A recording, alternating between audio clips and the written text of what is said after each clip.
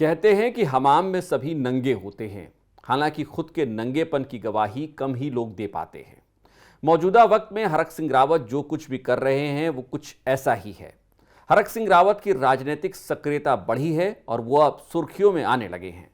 उनके बयानों पर बीजेपी के नेताओं को जवाब देना पड़ रहा है और एक तरह से ये राजनीतिक पुनर्वास की उम्मीद बांधे हरक सिंह रावत के लिए किसी पुरस्कार से कम नहीं है। किसी नेता को अपने विरोधियों के खिलाफ एक बढ़िया बयान देने के बाद भले ही अच्छी नींद आती हो, लेकिन जनता की नींद पार्टियों के नेताओं की आपसी बयानबाजी, सवालों से झलकते नंगेपन से उचट जाती है।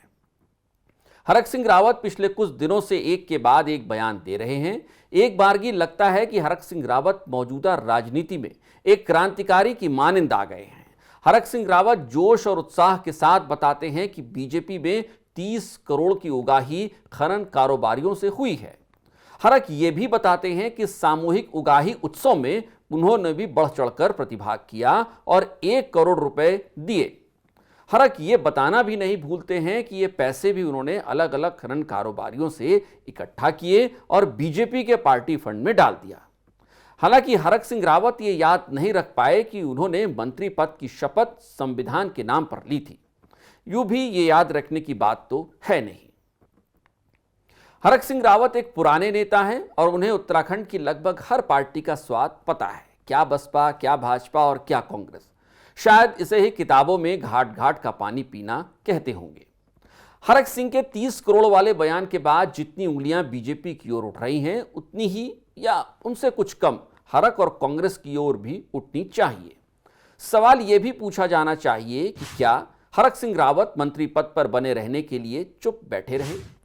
क्या सत्ता की मलाई का स्वाद मिलता रहे इसलिए हरक क्रांति से दूर बने रहे?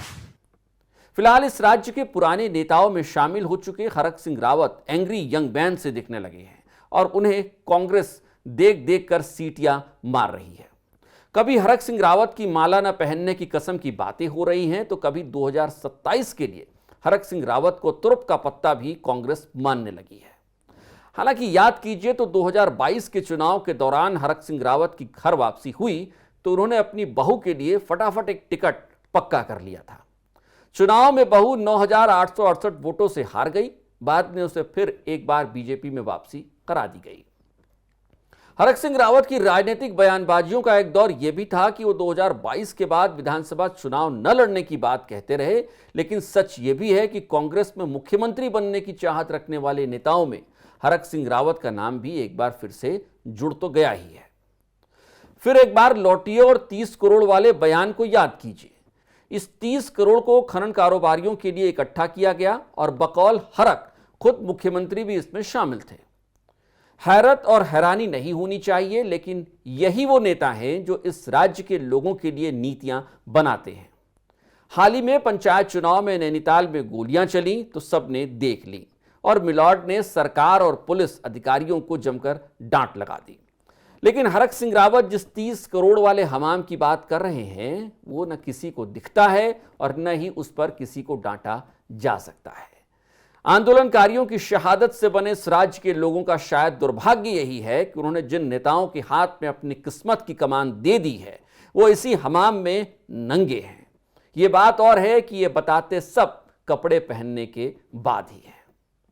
कमेंट करके बताइएगा ये रिपोर्ट आपको कैसी लगी और हरक कितना फर्क डाल पाएंगे 2027 के चुनाव में। आज इतना ही। नमस्कार।